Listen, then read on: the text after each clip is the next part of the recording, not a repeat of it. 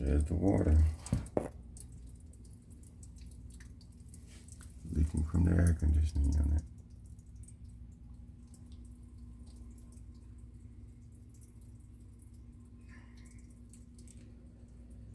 There it is.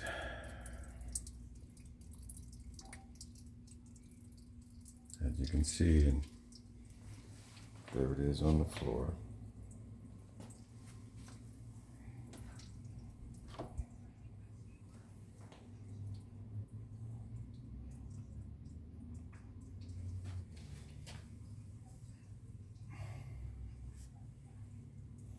So again, as you can see, there's water,